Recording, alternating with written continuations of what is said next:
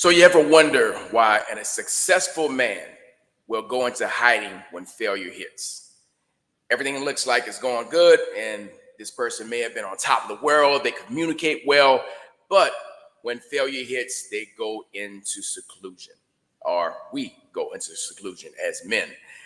Um, so in this video, we're going to discuss why do successful men, go into hiding when failure hits. So um, I went to the movies this last Saturday with my wife and son, my youngest son. Went to go see The Fall Guy, and no spoiler alert. I'm going to do my best not to spoil. I hate spoilers or anything of that sort. But I want to kind of relay some of the content that came through there. So the main actor, Ryan Gosling, who was a stuntman, so I'm gonna be as general as I possibly can, had an incident, and then he went in seclusion for 18 months. Okay, top of his game, big time stunt guy. I can't even see what these things are. One of the biggest things with glasses, I thought it was gonna be uncomfortable, but I don't know how to keep them clean. That's just my issue as far as keeping glasses clean. So anyway, it looked like a pig just stomped on my glasses. But anyway, there we go. So had an incident, and for 18 months he went into seclusion. Got this mediocre job, hit off the grid. Somebody who was in the limelight, the top of his career, all these things, and then boom, this happened. He was unable to perform his duties. He wasn't able to perform the job that he was used to doing for many years, and he went into seclusion. And there was a love interest that also just totally, rejected that. So all these things were going for him, and all of a sudden failure hits. Of course, it attacks his identity, and he goes to seclusion. And by active events, he actually got back into the position of doing certain things, but he didn't want to. He was kind of got forced into the position, so to speak. But with that being said, he went. He couldn't explain. He was really awkward trying to explain to the lady what happened to him. He couldn't really explain exactly what's going on. And through the course of the movie, he kept just struggling and striving to be able to explain it, because he had feelings and he cared for her, but he couldn't express himself in a way. And so, like I said, for 18 months, he just was gone. Okay. So he finally got a chance to kind of finally express himself. He didn't know how to have the words, whatever. And he finally got the words, and they were meaningful words. And it hit home of why men will go in seclusion, why you would go into backing away from any of the things that they're doing, even if they're successful, and have the potential to get back to it. But he couldn't explain it until he finally did. And it was like so real, because I heard the voice of pretty much most of the men that I've worked with over the years. In some form or facet, I heard that. And I'm just like, I'm all glued in and paying attention to what he's saying in the comment itself. But he finally came forward and said it was easier for me to just go away, because I didn't have the words to explain why I did it or what I need to do, because I wasn't me. I couldn't perform the way I normally would perform. I couldn't be myself. I couldn't do the things that I normally would do in my craft. And so he thought he was irrelevant. He thought he didn't matter anymore, because no one would accept him for not being able to do what he's been known to do. And once again, that's one of the biggest identity crises that we all face, but especially men, because we put our identity so much in our occupation, in our titles, in the things that we've accomplished. And sometimes, of course, on the other side of that, in our failures, in our limitations, and where we messed up. And so it's that hard line, a dichotomy of going back and forth of who am I, what do I need to hold on to, what part of me needs to die, what essence of my current identity needs to die. And so even though failure is a part of success, it is a part of the roadmap. It's inevitable. There's certain things that you're going to fail along the way. However, we see that it's a roadblock, and it's the thing that's holding me back, and it's going to mess everything up. It really is. There's learning lessons. Okay. All work works, as Myron Golden says all the time. All work works, meaning that the good, the bad, the ugly, the indifferent, all these things are learning lessons. I'm in the middle of living life. And while I'm living life, I get to experience these things that mold, shape. And guess what? You want to see these failures at a small level so you don't make them at a big level. So there's essence of understanding that failure is a part of the essence. It's a part of the journey. So even though we understand that it's part of life and it's part of life and part of business, it's still hard to conceptualize that this is a problem. It's not a problem. You know, in the Asian culture, they don't have a word for problem. It's always opportunity. Where's the opportunity? This is the opportunity for something, opportunity for growth, opportunity to find out why I'm not doing this in the right manner. So look for the opportunity in the failure. There's purpose in the pain. There's in those particular things that come up. So I want to give you guys four topics, four areas where this makes sense of why men actually go into hiding. Okay, so let me see if we can pop it up on here. First one here is number one is the pressure of societal expectations. Okay, there's pressure. There's pressure to perform. Okay, every man, woman, child, everybody has pressure in some form of fashion. But if you're a man who's in leadership and you have maybe a wife and kids, you have responsibilities and roles. There's cultural norms of how a man is supposed to show up. You know, I'll always talk about in my household. You know, my wife and I are both leaders in our household. But if something went wrong with our kids or bills or anything, it's going to be Adam, where art thou? I'm going to be the one that's primarily responsible for those situations. So there's a part of, okay, what's the gender role, the male role, the female role, whether it's compromised and changed over the years. I'm still old school, and there's a part of it that is the essence that I'm going to carry the burden of my family. I signed up to carry the burden of my family. Okay, that's. If the Bible says that my wife is the weaker vessel, then I am supposed to be the guy. I'm the guy.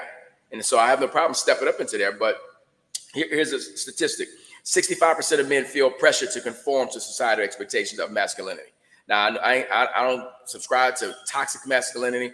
I just believe that there's toxicity, and then you could be a real man, especially being a real man of God. There's two different poles there. Okay.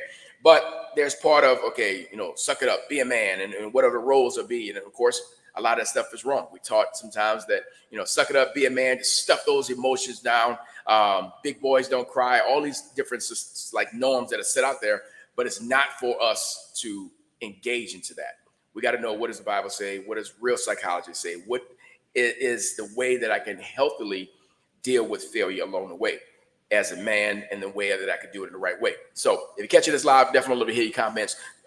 Chime in. I would love to answer any questions along the way. Of course, if you have not yet, subscribe to the channel, like this one, share it, do all the YouTube stuff that's out there, and make it happen too. Okay. So on top of that is fear of judgment. Who's looking at me? What are they going to think about me if I'm failing? But what I found is that many times when you fail or make a mistake, when you share it with people who care and love you, most of the time they're like, oh yeah, I did that too. Oh yeah, that happened to me too. Or my cousin, my sister, my brother. So failure is common, but for some reason of course, the enemy, the accuser of the brethren, tells you you're the worst. No one's going to recover. You got to recover from this. You're going to be done from this, and that's it. That's the end of you. And so a lot of times we hold on to those accusations or thinking that there's folks that's going to judge us along the way too. But of course, we got to be careful of fear. Fear is not of God. We know that it's present, and we want to fear it less. We're not going to be fearless. There's situations that are going to come that we have to be aware of. But I need to be not to be able to fall into that level of fear in a high level. So even talks about that in Proverbs 29:25. The fear of man lays a snare, but whoever trusts in the Lord is safe. So there's safety in his counsel. There's safety in godly counsel. There's safety in having iron sharpers around you to make the right decisions itself. And then when he talks about, you know, your identity, you know, what is it my image looks out there? What do they think about? What am I less than what I said I was? Am I lying? Am I an imposter now because I made a mistake? But that's just a lie from the enemy as well. That's the essence of what goes on there. And the part that, especially with men, we put our identity so much in our work, which is biblical because, real talk, ladies, close your ears. You don't want to hear this part if you're watching this as a lady. God gave man work. He gave him an occupation before he gave him a wife. It is absolutely true what Paul said. I'd rather be single like me, and so you can focus on the gospel. You can focus on your work. Okay? So we can, as men, We can live without a woman. I don't recommend it. I like having my wife. I like having a woman. But we cannot live a fulfilling life without meaningful work. Every man has to have meaningful work. There's a lot of dread and a lot of shame and guilt and what do I do and unfulfillment in a man who's doing work that's not fulfilling to him. He's not serving through his gifts. Those things are going to get attacked. So there's a part of us actually every man has to do meaningful work. It is a non-negotiable. So that's a part where you look and say, like, I'm just doing stuff. Doesn't really matter. Am I making a difference here? Is this something that's filling my cup, but also am I being effective for the kingdom of God? Am I being effective in my community? Because am I doing something that really matters, that attributes to my legacy, that attributes to leading the folks God has called me to lead? Now I have to do an assessment, because there's times when we're not in alignment with our calling. We're not in alignment with our gifts. So that's why it's such a hard thing to be able to show that you have failure in those particular areas itself. So 78% of men are concerned about their peers and how they perceive their professional success. That's according to Forbes. 78%. Now, I don't really subscribe to that. I probably did as a younger guy. I'm 48 now, so I really don't care too much about people liking me or if they agree with me. I'm at a different level of maturity now with that too as well. Now, I'm not going to be a turd about it and screw everybody. No, it's not like that, but it's the fact that I know I'm not everybody's cup of tea, and that's okay. You can drink your coffee. I'm going to do the tea. It's all right. Okay. But if 78% of men are concerned with what people think about them, that's something to be aware of. That's something that we need to pay attention to. Okay. Number two is personal pride and ego. Okay. Personal pride and ego. These are the things, of course, we all deal with pride and ego to some extent. Men typically a little bit more than most of the living. So, and this is a conversation I had with one of my buddies recently about self-worth. It's always the self-worth. He's got the skill set and he's got the ability and the experience to do awesome, amazing things. But your belief about what you can do or what's your potential and what's possible is always going to be stymied by your limiting beliefs and your story about yourself. Who am I to do this? Because recent failure may say that I can never get back or I can never rise up at a high level again. Because recent failure says this is all that's here for me. This is all I have. And this is where a good coach or mentor or a consultant or somebody can speak life in there, because you can't see the label from inside of the jar. You can't see it. You can't see the situation because you're in it too close. You're too close to yourself. Somebody on the outside may have to be able to give the counsel. Sometimes it comes from reading a book. It comes from a podcast. It comes from a YouTube video. Now, you may get revelation from something I'm saying here that it opens up a door that unlocks something for you. I don't know, but that's the goal. The goal is for some of that to happen. But a man has to be diligently seeking after that transformation or that change or that thing that breaks through that self-worth story. Okay, so a lot of times we equate as men, we equate our self-worth to that success in that ladder, in my title, in my occupation, the things that I've done, my accolades. And accolades. That is, I made up a word right there. Sometimes I do it on accident. Most of the time I do it real. But Proverbs 11:2, when pride comes, then comes disgrace. But with humility comes wisdom. Humility is the key in there. And that's not easy. It's not easy. One of my friends and mentors, Dave Rose, always says when he talked to guys like, okay, Lord, humble me, but don't humiliate me. Yeah, they're kind of the same thing. It's cute, to kind of think that, and he always laughs about it itself. But so yeah, the self-worth story itself. But then fear of vulnerability. I'll call it courageous vulnerability, because it is courageous to be vulnerable, and it's not weak. Society says being vulnerable is a sign of weakness, and it's not. But it's difficult, especially if, once again, the lessons about how to be a man or what a man is, if they come from bad teaching, come from bad parenting, from church norms, from society, any of these ways as far as what does it look like to be vulnerable? Because machismo, suck it up, stuff those emotions down, big boys don't cry, all those particular things that come up, and knowing that's all lies. But it's hard because it may have come from a trusted source, or you've heard it or believed it for such a long time that it's hard to kind of back away from those particular thought processes. So 62% of men believe that showing vulnerability is a sign of weakness. That's from Harvard. 62%. Most men think that vulnerability is a sign of weakness. But I want to challenge that. It's a sign of power. It's a sign of courage. It takes a whole lot more courage to say, look, I messed up. Look, here I am. I need help. Whew, I need help. That's not an easy thing if you believe that that's showing weakness. I need help is saying I'm strong enough to realize that there's somebody else out there that can help me get through this particular situation. It's a powerful question. Really simple to come forth and say, I need help. Just read a story about John Wall for the NBA.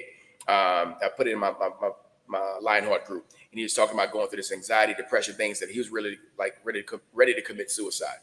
But his kids, and his kids were like one of the things that's keeping him locked in and keeping him here.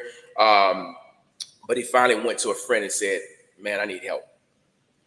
That was the thing, the gate that opened up. And I mean, when you finally do that, as much as it feels like the anticipation of that conversation seems so much, but once you say it and once you have that conversation, you'll feel some of the weight even being lifted, because here I am wide open. Here I am open. And so that's a big, powerful thing. But vulnerability is not weakness. It is something powerful. Who can you talk to? Who can you reach out to? There's somebody in your church, somebody in your community, a family, a loved one of your homies. I mean, I always talk about this. Every man needs 3 types of men in his life. You need a man that's above you, not in stature or anything, but somebody who's going ahead of you, who has more wisdom than you in these particular situations. So somebody who's at the same level as you, an iron sharpener, somebody that's going to kick you in the butt, also love on you, be there, that you ride or die. If you call him at 3 o'clock in the morning, he's going to be there for you. And the person below you, not below you in stature or status or anything like that, but somebody that you could pour into. But when in a situation like this, you're going to need to have your iron sharpener at the same level, or recruit or find or reach out for that person who's above you that can actually pour into you, who can read that label from the outside of the jar because you're in it. Okay.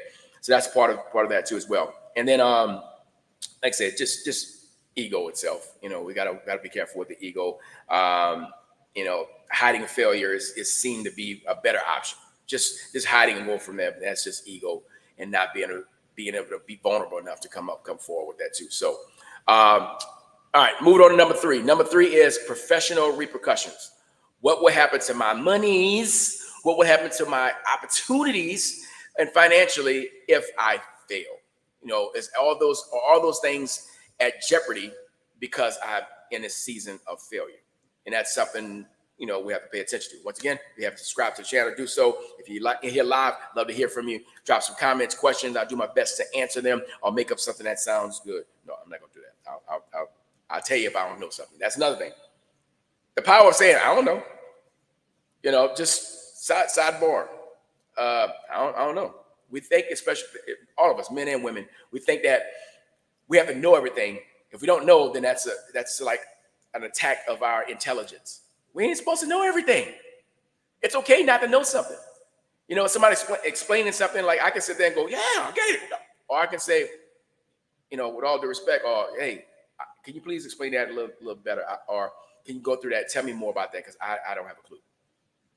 That's something that I was blessed to be a little more courageous about, even in elementary school and high school. I would ask the questions because I knew that the question I have, somebody else wanted to know it too as well, in most situations. Now, when I ask in algebra why are yawns contagious, that might not have been so relevant that anybody else wanted to know that, but I needed to know right now, so I'm going to ask the question.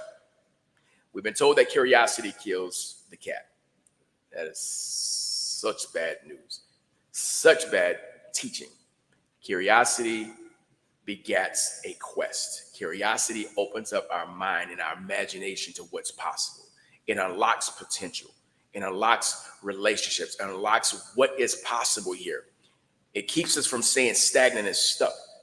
So we want to be curious and look forward to what that looks like. So that wasn't part of anything I had to say today, but that's for somebody. So you can go ahead and take that and put that in your pocket. So we talk about professional. How's it going to affect me along the way? 54% of men fear that admitting mistakes can cost them their job. That comes from Business Insider.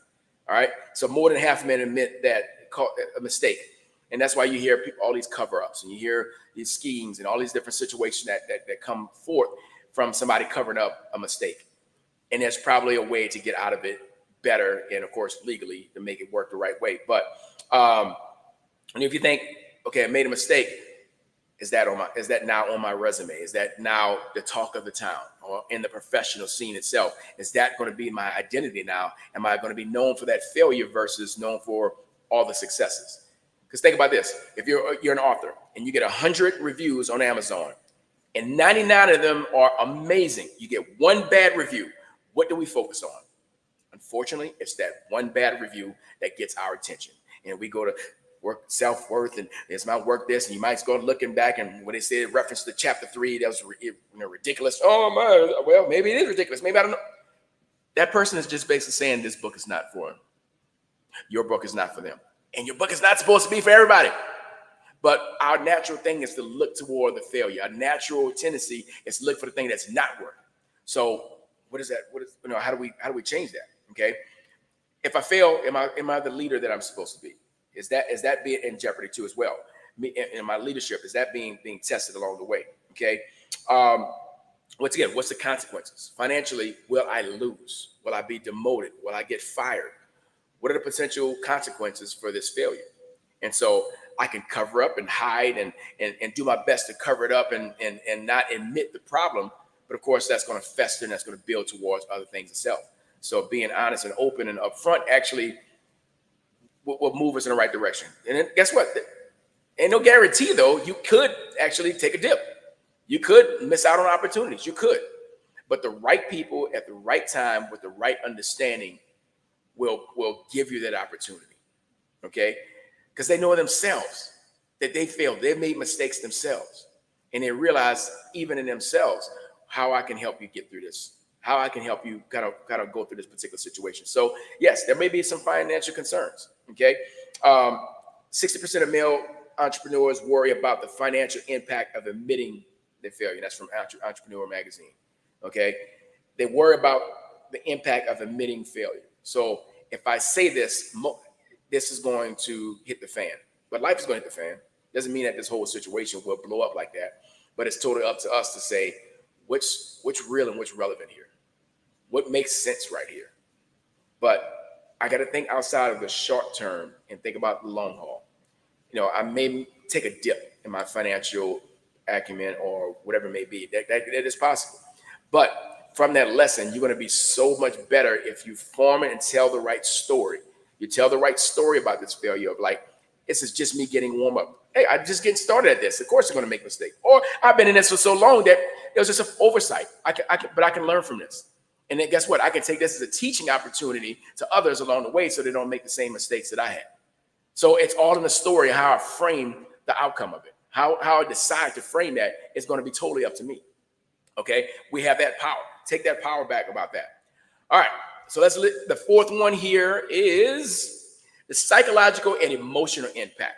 All right. Fourth and last one here is the psychological and emotional impact. I was talking with my members that actually were on a coaching call there. And I don't care how logical we think men are just so much more logical. Look at when it comes to buying something, we always buy off emotion and we justify it with logic. Every single thing. The watch, I buy this because of how I want to feel. What I wear is how I want to feel. My shirt of Jesus coming back, I'll be back looking like Arnold Schwarzenegger with the glasses. That's my humor. That's how I do things. So I understand that I'm doing things out of the emotional. I wear a particular outfit according to how I want to feel. Sometimes my shirts have messages. I do it according to how I want to feel. So everything we do it with emotion first. I don't care how stoic and how blueprint minded and how much you're like this as a guy, you still make decisions out of emotion and you're going to justify it with logic. So we have to pay attention to that, because if our emotions are tied into it, into this failure, and we assume the identity of the failure versus it just being a season in our life, anxiety and depression can come in. Overwhelm can come in. Imposter syndrome can come in. You get a combination of all these, and what I call it is a man being in the pit of despair. Despair is so hard. okay? Because it's not just one element, it's multiple things. It's all these things at once hitting you and just beating you down and beating you down, want to keep you in the pit, okay? In that pit of despair, it's dark, it's cold, it looks hopeless. And so it takes somebody to do it two ways. They can drop, first you can stay there and for the rest of your life, or not stay here at all, or you can have somebody that drops down a lifeline, drops down a rope to get there. My personal preference is I'm going to get down in the pit with you and we'll climb out together.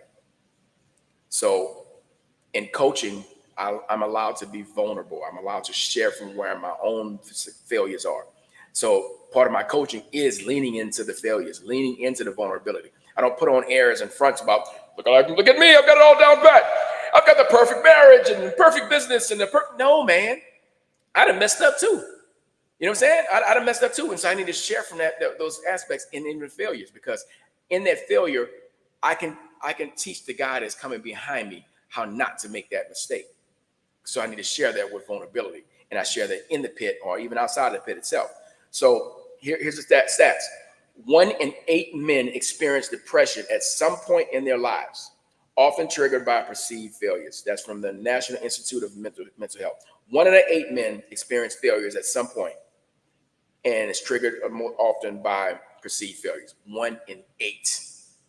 Okay, 1 in 8. That is a lot. That's a lot of dudes. It's a high percentage. Okay, I can't do the math right now for that, but I know it's more than what that is, like 20 something, 17. I don't know. It's up and down. It's high enough. If you 8 guys and 1 guy is actually looking at that particular situation, it's pretty bad. So depression and anxiety, of course, like I said, isolation. The Bible tells us it's not good for man to be alone. But we think that just burying their head in the sand, becoming a recluse is going to be the solution. But isolation, you're away from the camaraderie. You're away from the iron sharpening. You're away from the lifeline and the lifeblood of the body of Christ, of your friends, the people that can actually pour into the church, whatever it is that you start isolating. I've seen it so many times. So stop going to church, stop going to men's group, stop working out, stop going to all the social places, start ordering food in instead of being out because I have to have a conversation. Oh, they know about me. Some of the people don't even know your business. These folks don't even know your business that you out there, that something happened. And a lot of times I'll meet people out there and they have this, I could tell they're kind of hiding a little bit. And what's up, Will? I know you heard about, look, I didn't hear nothing. I'm usually the last person to know about like drama and stuff that's going on. I'm usually the last person to know. So don't assume that people know about your failures. You're projecting it to be this big thing, and it may not be so big, especially for that person who's just loving you and they're missing you. They want to be around you, but you're isolating yourself from the help. You're isolating yourself from those particular situations. And of course, it's a downward spiral. You're going to continue to go down with this isolation because it's you and your thoughts, and the accuser of the brethren comes in and tells you all the things that you're not, tells you everything against what God says who you are, everything against your identity. And he puts this big stamp that this failure is who you are now. For the rest of your life, you are this failure. And we start embracing it. We put on that jacket and that coat of failure and that disappointment, and all these particular things of not enoughness starts to come up. So we've got to fight the isolation. Now, when we talk about there is a stillness and there's a Sabbath and there's a solitude, which is healthy because it's intentional to go and sup with God, be alone with my thoughts, come up with ideas, whatever that may be. But that's different from isolation. Because look in prison. In prison, a prisoner who's in there would rather get a beat down and go back to the cell. They know that if you do something really bad, you go into solitary confinement. Why? Why is that even like a punishment? Because they know what it does for your head and for your heart. It can destroy you to be so far away from everything. Okay? Unless you cause it. God calls you to go out in some seclusion and things of that sort, that's different. But you're typically going to spiral down. So it's not good for man alone. And I'm going to give you Ephesians 4:9-10. It says, 2 are better than 1 because they have good return on their labor. If either of them falls down, one can help the other up. If you're by yourself and you fall down by yourself, there's no one to pick you up. Yes, I can believe in the strength of God. And yes, I can pick myself up on my own bootstraps. But if you're injured or you're whatever, you're mentally injured, you're emotionally injured, and it's hard to get up. It's better to have somebody that's right there to sharpen you, to strengthen you, to edify, to love on you, to help infuse joy back into your life, into your spirit, into your soul, than to do this by yourself. But Coach Cal, I can just read my Bible by myself, and I can read all these books by myself. You still need to do life with people, with real people in front of you. There's an essence of that camaraderie that is all necessary for all of us, men and women. But men, we just do a great job, well, not great job, do a horrible job of isolating ourselves from the help that's necessary. Okay. The last point is we can easily get into by just wondering what are the repercussions. We can get into self-destructive behaviors. Okay. Addictions, pornography, reckless driving, reckless behavior, whatever it may be. Those things can come up when we have the pressure of the failure itself. Okay. If I can never show up professionally like I did before, I couldn't show up in a society the way I did before, then I may do some things. I may do something radical that's really outside of who I am, outside of my character, that can have even worse repercussions. So you have to be able to do your absolute best to head it off before it gets to be so destructive. Okay. That's the part where it's necessary for us to look and see. Stats here from the CDC. So it's hard for me to take good information from the CDC, but men are almost twice as likely as women to binge drink, often as a coping mechanism for stress. We're more likely to commit suicide, more likely to the stats show that we're going to more than likely to drink and go into drugs and things like that. Ladies, you'll have your ways of having mechanisms and whatnot, and anxiety, depression, all the things are real. But as far as getting to violence, we're more likely to do violent acts. And a lot of times those things may be from the stress of life and the repercussions of that failure itself. So hope this is helpful. Love to hear your comments. Once again, subscribe to the channel. Do that whole notification deal. Share this video, all the YouTube stuff that's out there for you to do. And just want to leave you with, there's a part of us that we understand that failure is, once again, it's part of the journey. Okay. And going back to what is success, that's your definition of success. For me, is being successful is doing the things that God has called me to do at the high level. He called me to be a husband, calls me to be a father, calls me to be a marketplace minister, be a business owner. So for me, it's doing those things at the highest possible level. It's what success is for me, to follow his commands, follow his word in those particular areas itself. But my encouragement for you, especially men, is to be open about your failures. Have a conversation with a brother that can actually reason with you. Seek God, seek the Holy Spirit to actually allow you to get through that particular situation, because it's only for a season if you let it. And if you let it manifest and let it fester and let it build up, you're going to stay in that state of a failure identity. And that's not your identity, because God says you're fearfully and wonderfully made, and he will go for you, even leaving the 99 behind. So hopefully this is helpful. Love you guys. God bless. Go hard.